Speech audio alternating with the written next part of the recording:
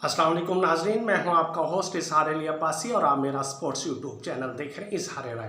नाजरीन, सबसे पहले आप हमारा चैनल सब्सक्राइब करें, बेल आइकॉन करें और अपनी राय के ज़रिए इजहार करें। चलते हैं आज की खबर की तरफ कि इंग्लैंड का दौरा पाकिस्तान और शेड्यूल में एक बार फिर तब्दीली कर दी गई है और पाकिस्तान 15 अक्टूबर का जो टेस्ट मैच था जो कराची में होना था अब मुल्तान को मुंतकिल कर दिया गया है। यानी मुल्तान के वारे न्यारे हो गए हैं कि मुल्तान को पहली बार मुसलसल 2 टेस्ट मैचों की मेज़बानी करने का शर्फ हासिल होगा। इंग्लैंड और पाकिस्तान के दरमियान पहला टेस्ट मैच 7 अक्टूबर से खेला जाएगा मुल्तान क्रिकेट स्टेडियम में।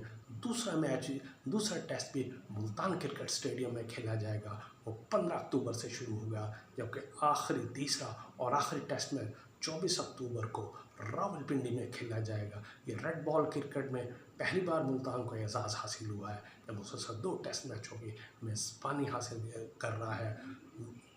2022 में इंग्लैंड ने पाकिस्तान को उनके होम ग्राउंड में क्लीन स्वीप किया था। ये पाकिस्तान पहला मौका था कि टेस्ट मैच होम सीरीज़ में क्लीन स्वीप हुआ और वो भी इंग्लैंड के हाथों। और लेकिन ये भी है कि 20 दिन की मुशक्क़त होगी, क्योंकि मुल्तान के अवाम को 20 दिन मुशक्क़त का सामना करना पड़ेगा, सफ़र करना पड़ेगा, क्योंकि इंग्लैंड की टीम 2 अक्टूबर को मुल्तान आएगी और 20 अक्टूबर तक रवाना होगी। यानी कि ये 19 दिन का सफ़र है, जिसमें आप होटल से लेकर और स्टेडियम तक तकरीबन रोड्स ब्लॉक हो जाते हैं।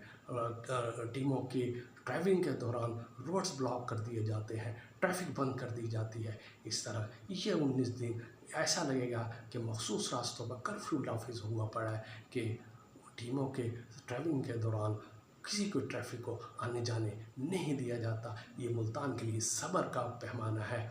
देखें, मुल्तान के अवाम माजी में भी सब्र का पैमाना करके टीमों को जोशो खरोश से इस्तेमाल करते थे और इस बार भी ऐसा ही होगा कि मुल्तान के अवाम इंग्लैंड का जोशो खरोश से इस्तेमाल करेंगे।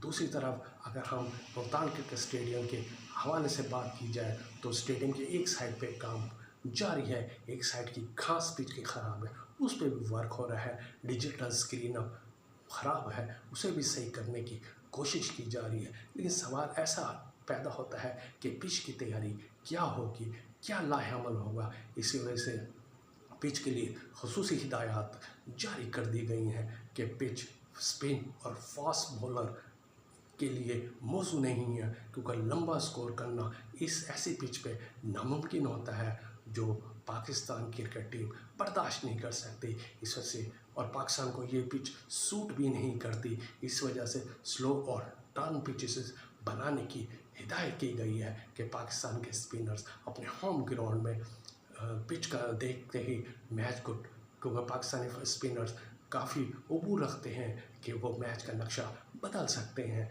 इसलिए स्लो और टर्न पिचेस बनाने की ख़ुसूसी तौर पर हिदायत की गई है। और दूसरी तरफ मुल्तान के अवाम को एडवांस भी हिदायत की जा रही है कि 19 दिन दौरान सफ़र वो ट्रैफिक की पुलिस की तरफ से एडवाइजरी हिदायत पर ख़ुसूसी अमल करें, ताकि उन्हें कम से कम परेशानी का सामना करना पड़े और ज़्यादा से ज़्यादा पाकिस्तान और इंग्लैंड के दरमियान टेस्ट सीरीज़ को एंजॉय करने का मौका मिले। ये थी आज की खबर। अपना ख्याल रखिएगा। अल्लाह हाफिज़।